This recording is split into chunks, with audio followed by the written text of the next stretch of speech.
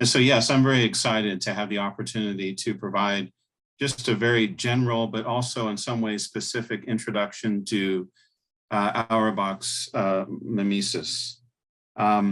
Many people regard it to be the most important work of literary criticism in the post-war period. And some 75 years after its original publication in German, Auerbach's sort of vision of literature still holds up, despite the fact that literary studies have shifted dramatically. Literary studies have become very focused, specialized, even hyper-specialized. And most self-respecting critics today wouldn't dare attempt something like Auerbach did 75 years ago. You can see it in the subtitle of the book, The Representation of Reality in Western Literature. That is very ambitious. It's about as ambitious as it comes when we're talking about literary criticism. And today, pretty much every term in that subtitle would be contested. What is representation? What is reality? What is Western literature?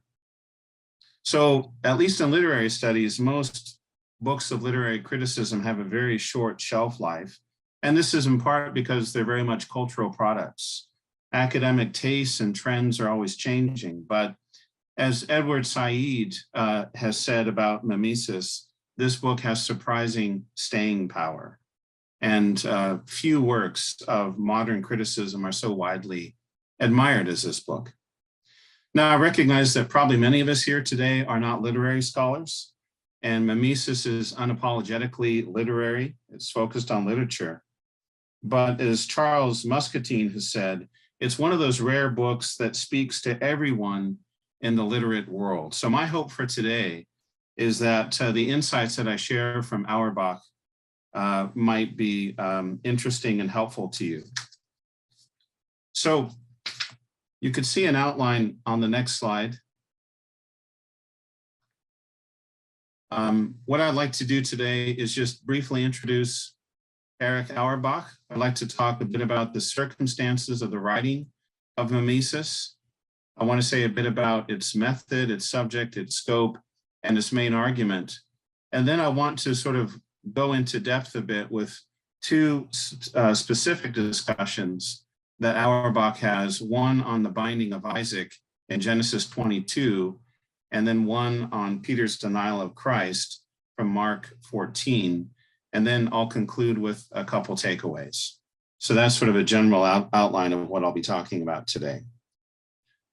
Let me say a bit about Erich Auerbach. He was born to a German Jewish family in Berlin in 1892. He received a classic Prussian education. He graduated from the city's well-known French gymnasium, which was an elite high school where German and the Franco-Latin traditions were brought together. He received a doctorate from the University of Heidelberg in 1913, and then he served in the German army during the First World War. Afterwards, he abandoned law and earned a doctorate in Romance language at the University of Greifswald. And Jeffrey Green has suggested that perhaps the horrors of war moved Auerbach to change from legal to literary studies. He then got a position at Berlin's Prussian State Library. And in addition to his library work, he did some important scholarship there, including translation. But his duties, because of his library duties, he was limited in terms of how much scholarship he could do. But in 1929, he joined the philology faculty at the University of Marburg. And here he was able to finally devote himself fully to research and teaching. In the same year, in 1929, he also published a book on Dante called Dante, the Poet of the Secular World.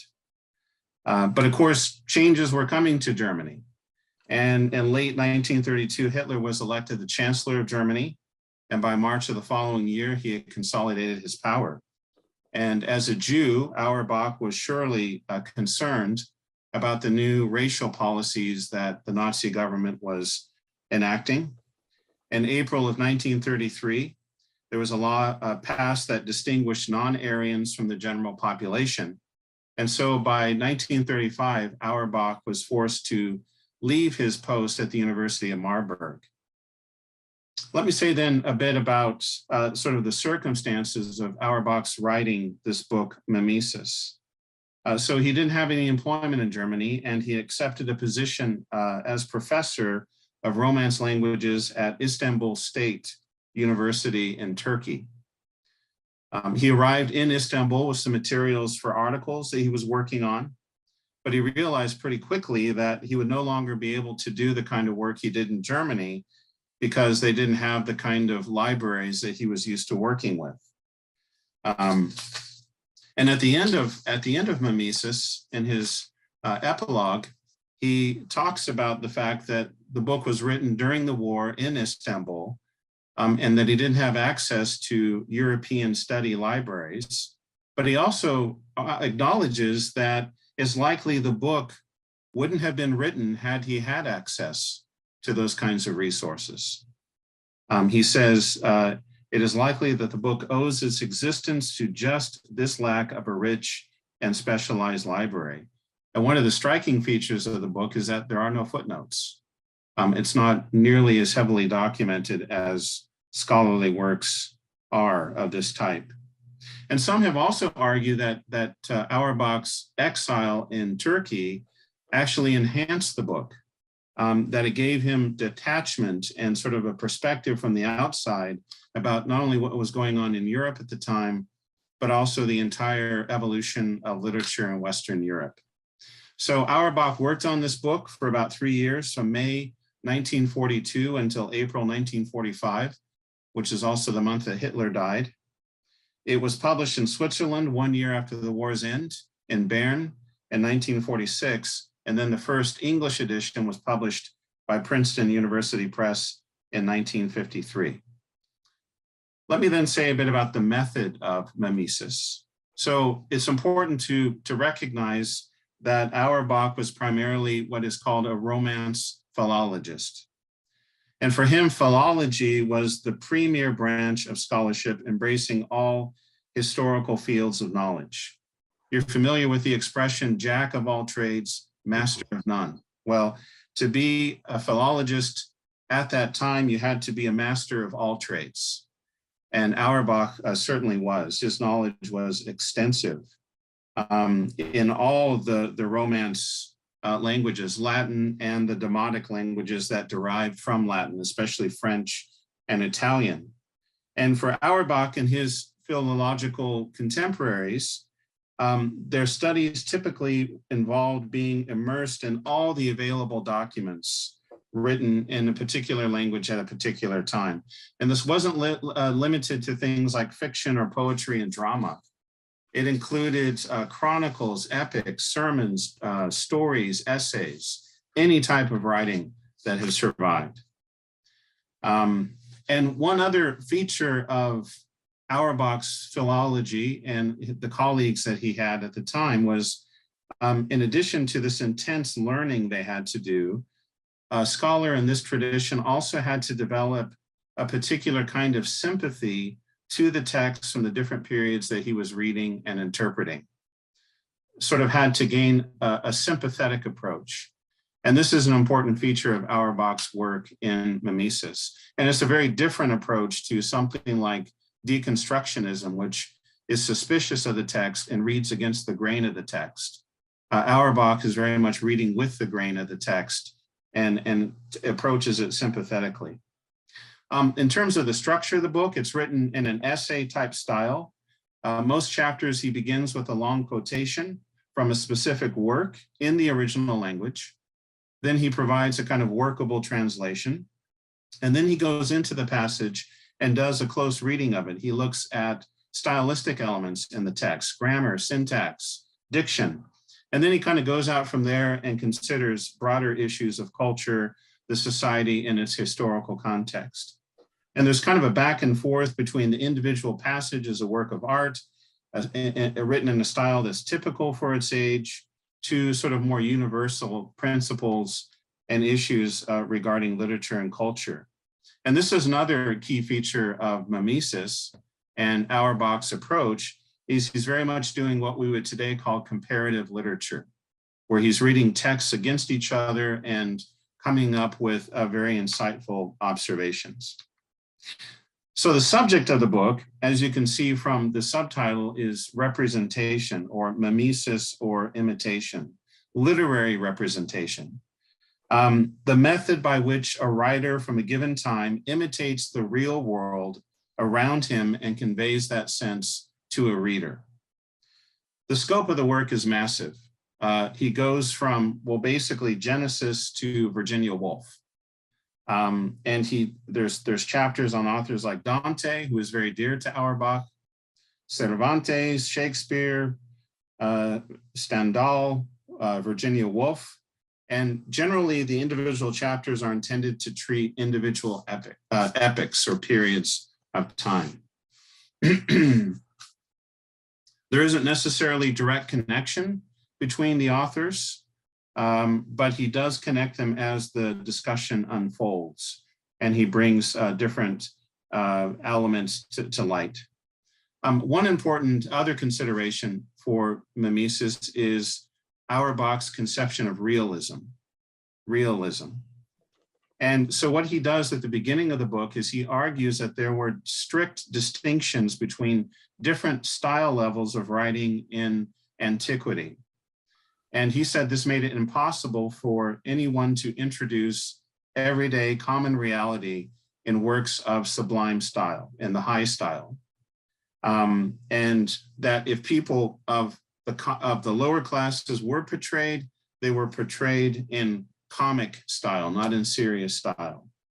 And so you have sort of two literary expressions, and you have classicism, which is stylized language that stresses eternal truths at the expense of exploring the commonplace. This is directed to the upper classes. And then you have what Auerbach calls realism, and this is vernacular expression of sensory experiences. The interest in life is wide-ranging, and it deals with social, economic, and political issues of its day. Excuse me. So there's this dialectic in the book between the strict separation of styles, classicism, and the mixing of styles, realism, that governs the entire book.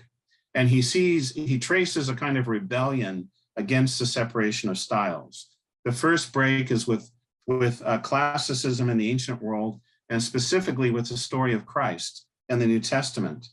And he describes it as a ruthless mixture of everyday reality and the highest and most sublime tragedy that conquered the classical rule of styles.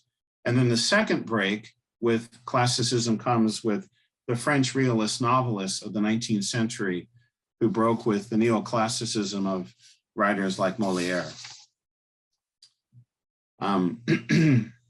So let me say a little bit about Auerbach's sort of theological perspective, and then I'd like to go into several passages that I think are very instructive. One of the fascinating tensions in the book of Mimesis is what Edward Said has identified as the tension between Auerbach's remote secularism as a 20th century philologist and literary scholar, and also his sensitive care for the intricacies of Christian symbolism and doctrine. In fact, Said argues that Mimesis contains the finest description that we have on the millennial effects of Christianity on literary interpretation. And of course, Auerbach was especially interested in the Middle Ages, and especially Dante. And so he develops this over hundreds of pages in the book, but in roughly the first half of the book, it sort of culminates in his chapter on Dante. But we're not going to have time to go into the entire book. It's a tome. So what I would like to do is sort of take my cue from Auerbach himself, who said that our precision as philologists relates to the particular. And I would like to, in this particular spirit, to look and focus on two biblical stories that Auerbach addresses with great sensitivity and nuance. The first, the binding of Isaac, and then the second, Peter's denial of Christ at the end of Mark 14. So Auerbach's reading of the binding of Isaac comes in his first chapter, which he entitles Odysseus's scar. And in this chapter, he compares the Homeric style with the biblical style of writing. So classicism versus realism. He chooses the passage from the Odyssey where Euryclea, who is Odysseus's childhood nurse, recognizes that it's Odysseus from a scar on his leg. And this is a pivotal moment in the story. If you remember it, Odysseus has been away from home for 20 years. He's assumed to be dead. He's disguised as a beggar so he can deal with all these suitors who are trying to win the hand of his wife, Penelope. But he's not ready to reveal his identity yet. But in this moment of dramatic tension, when his nurse is about ready to discover that he has this scar and realize that it's actually him, Homer does something interesting. We get a long backstory about how Odysseus obtained that scar. And so Auerbach goes into detail talking about this, and he points out that with Homer, and this isn't unique to this one incident, it happens throughout Homer, that in Homer there's no background, that Homer only narrates in the present.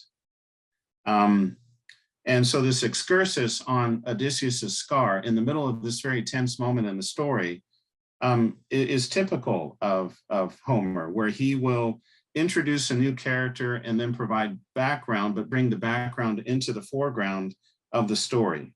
Even in the thick of battle in the Iliad, he will do this. So the basic impulse of the Homeric style, says Auerbach, is to present or to represent phenomena in fully externalized form, even with psychological processes. Nothing must remain unhidden or unexpressed in Homer, argues Auerbach. And then he compares this particular approach with the account of the binding of Isaac in Genesis 22. And of course, the chapter begins with the simple statement, God tested Abraham. Auerbach points out that this opening is startling after coming from Homer, where everything is spelled out.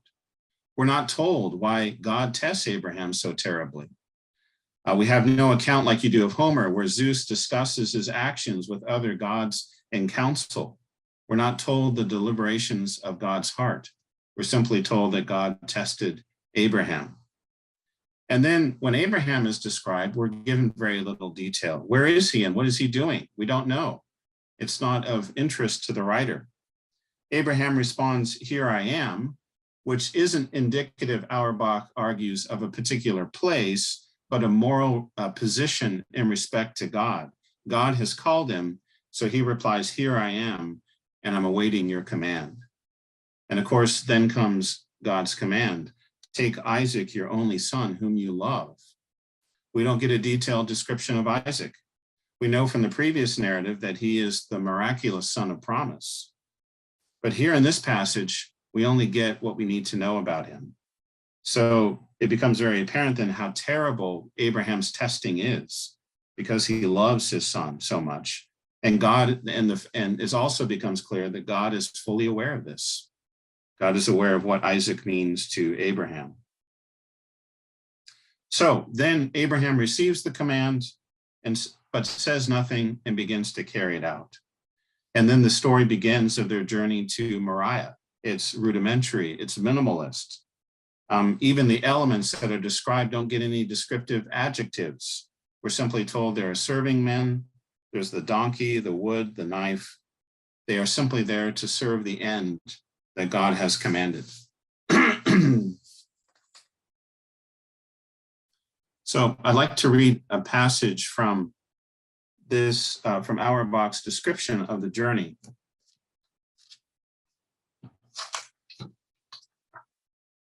He says, "A journey is made because God has designated the place where the sacrifice is to be performed. But we are told nothing about the journey except that it took 3 days, and even that we are told in a mysterious way. Abraham and his followers rose early in the morning and went unto the place of which God had told him. On the 3rd day, he lifted up his eyes and saw the place from afar.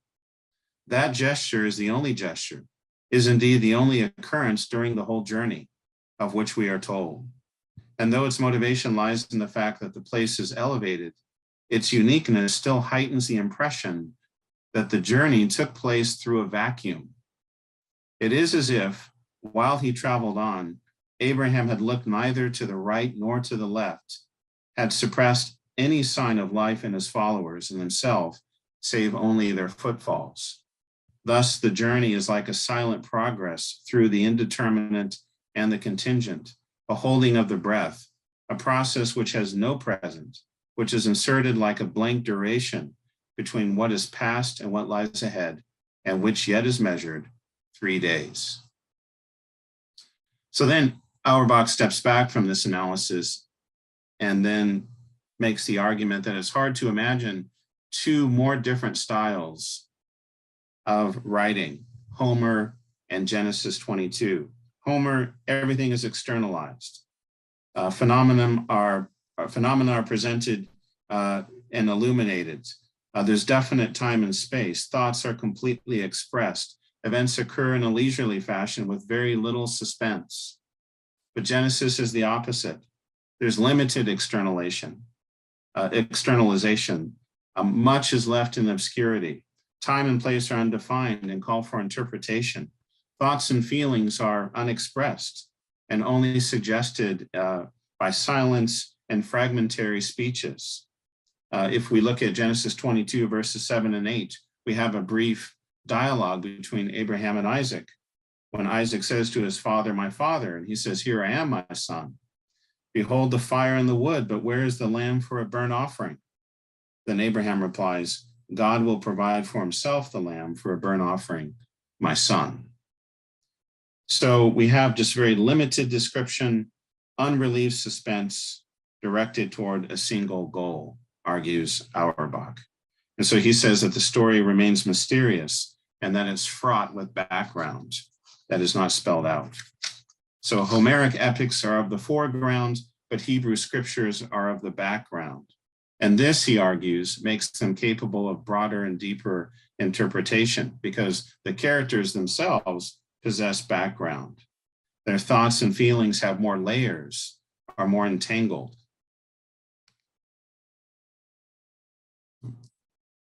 So this brings me to the next passage I'd like to share about Abraham's multi-layeredness, as Auerbach describes it. He says that Abraham's actions are explained not only by what is happening to him at the moment, nor yet only by his character, as Achilles' actions by his courage and his pride, and Odysseus's by his versatility and foresightedness, but by his previous history. He remembers, he is constantly conscious of what God has promised him and what God has already accomplished for him. His soul is torn between desperate rebellion and hopeful expectation. His silent obedience is multi-layered, has background. Such a problematic psychological situation as this is impossible for any of the Homeric heroes, whose destiny is clearly defined and who wake every morning as if it were the first day of their lives. Their emotions, though strong, are simple and find expression instantly. So we see here what Auerbach describes as multi-layeredness, this complexity of the psychological life in the biblical characters. In the Homeric poems, delight in physical existence is everything, and their highest aim is to make that delight perceptible to us as readers. This world of Homer exists for itself and contains nothing but itself. But the biblical stories are very different, argues Auerbach. Their aim is not to bewitch the senses. It is rather to convey to us important moral and religious truth. That is their sole concern. The scriptures do not, like Homer, court our favor. They do not flatter us that they may please us or enchant us. He says they seek to subject us. Far from seeking, like Homer, merely to make us forget our own reality for a few hours. The Bible story seeks to overcome our reality. We are to fit our own life into its world, feel ourselves to be elements in its structure of universal history. And along these lines, Auerbach talks about how biblical characters are more dynamic. He says that Odysseus is gone for nearly 20 years, but when he returns to Ithaca, he's more or less the same man. His character is somewhat static. And this is not so with the characters of the Old Testament. And Auerbach marvels at this. What a road, what a fate lie between the Jacob who cheated his father out of his blessing and the old man whose favorite son has been torn to pieces by a wild beast, between David the harp player, persecuted by his Lord's jealousy, and the old king surrounded by violent intrigues, whom Abishag the Shunammite warmed in his bed, and he knew her not. And then he begins to talk about how in the Old Testament, we see the formation of character by God, by the people that God chooses to be examples. And I have another quotation. I apologize for its length, but it's a wonderfully insightful description. Let me read it.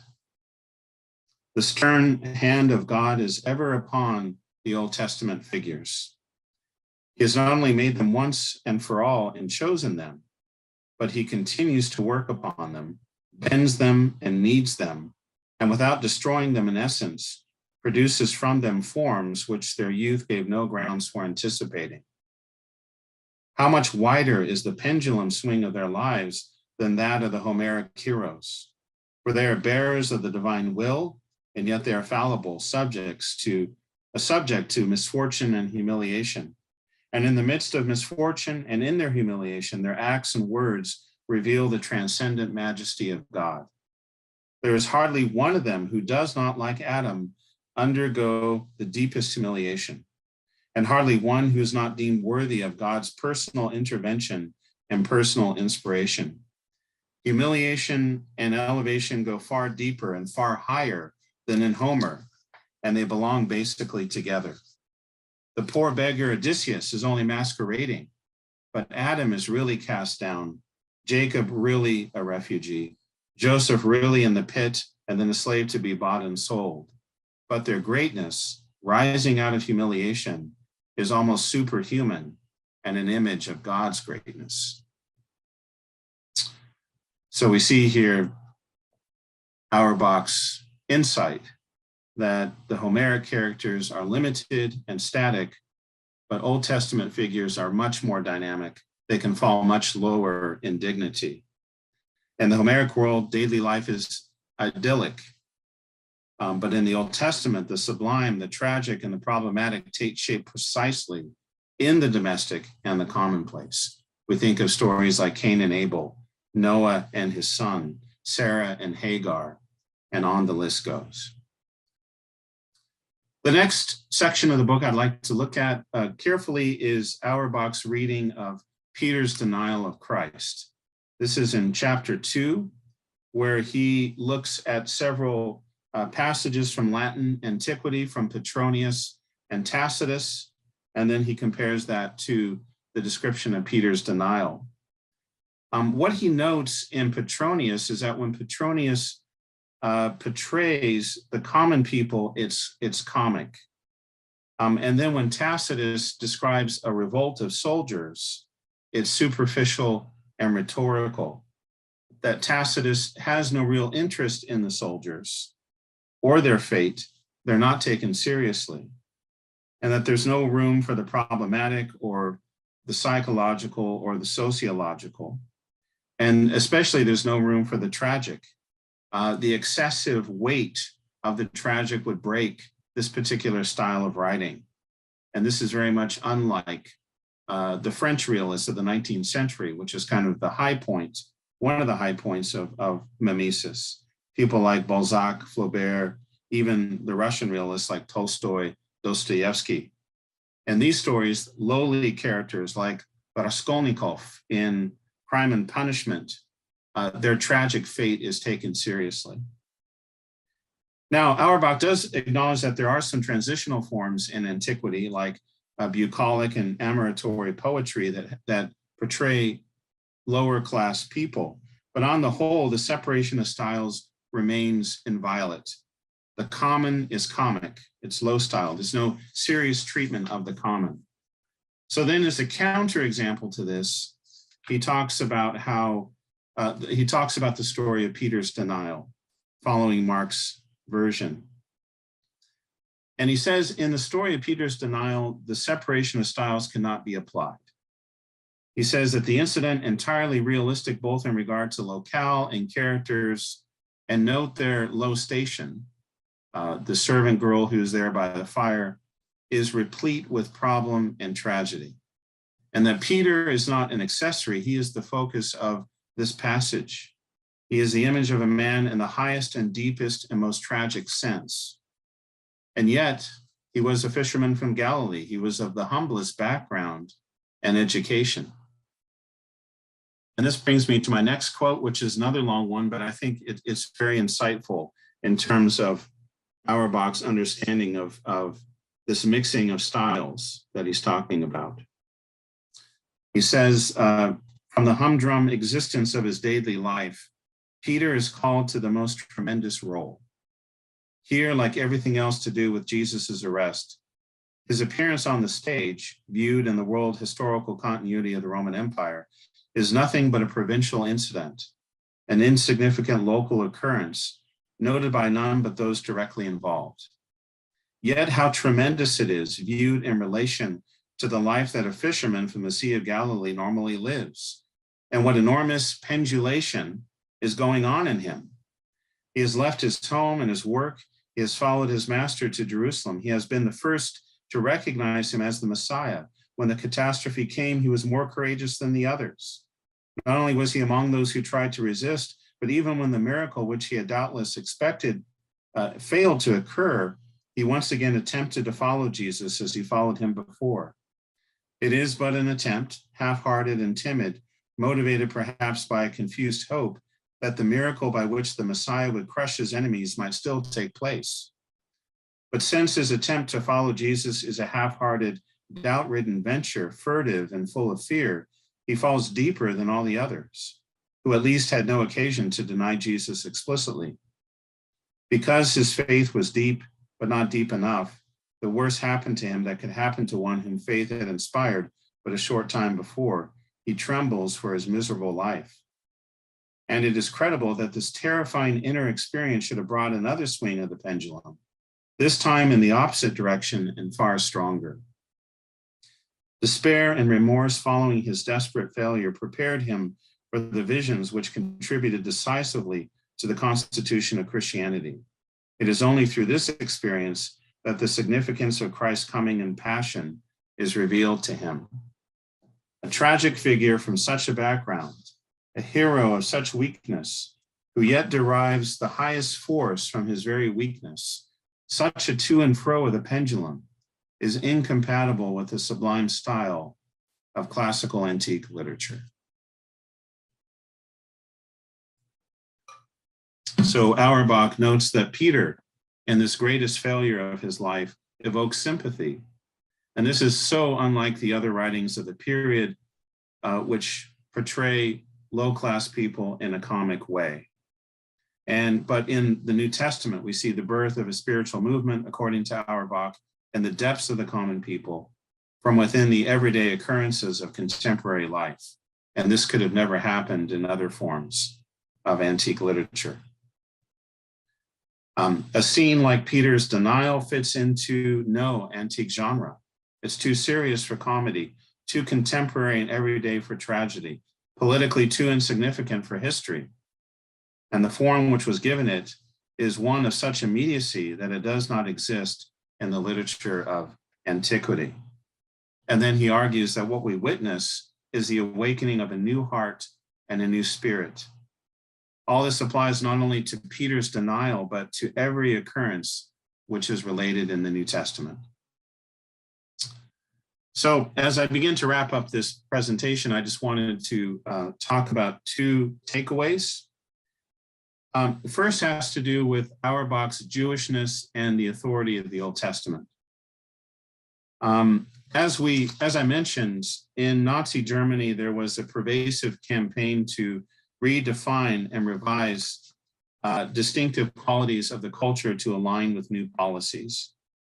And this did not exclude serious scholarship. It included investigations of the roots of Christianity and the early Middle Ages.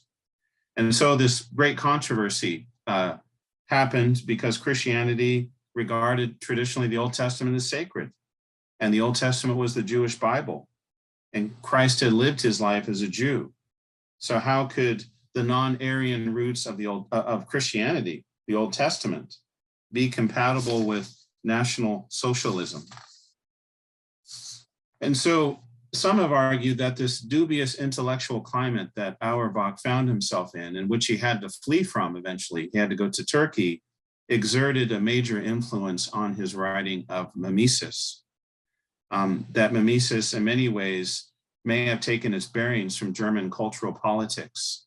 And that one thing that Auerbach is doing in the book is reasserting the authority of the Old Testament. In April 1939, Germany, there was issued the Godesberg Declaration of the Evangelical Lutheran Church that made the case that Christian faith did not arise from Judaism, but is the unbridgeable religious contradiction to Judaism. But of course, in Mimesis, Auerbach highlights and underlines the deep bond between the Old Testament and the New Testament, and makes the argument that the roots of European realism go back to the Old Testament itself. So a question that emerges from this consideration is, how does Scripture, both its story and how it tells its story, speak to injustice in the world today? And then a second takeaway has to do with the incarnation of Christ and the mixing of styles. I've already mentioned that the antique style separated the sublime from the lowly in the mind of Auerbach. And then, but as he points out, the two come together in Christianity, and especially in the incarnation and passion of Christ, where we have sublimity and humility combined in overwhelming measure. So when Auerbach is talking about the way that the mixed style made its way into the writing of the Church Fathers, he has an insightful passage that I'd like to share with you. This will be the last passage I share. This has to do with this new elevated style that's connected with the heart of the Christian doctrine, the incarnation and passion, which was totally incompatible with the principle of the separation of styles. Christ did not come as a hero and king, but as a human being of the lowest social station. His first disciples were fishermen and artisans. He moved in the everyday milieu of the humble folk of Palestine. He talked with publicans and fallen women, the poor and the sick and children. Nevertheless, all that he did and said was of the highest and deepest dignity, more significant than anything else in the world. The style in which it was presented possessed little of any rhetorical culture in the antique sense. It was sermo piscatorius, and yet it was extremely moving and much more impressive than the most sublime rhetorical, tragical, literary work. And the most moving account of all was the passion, that the King of Kings was treated as a low criminal, that he was mocked, spat upon, whipped, and nailed to the cross. That story no sooner comes to dominate the consciousness of the people than it completely destroys the aesthetics of the separation of the styles.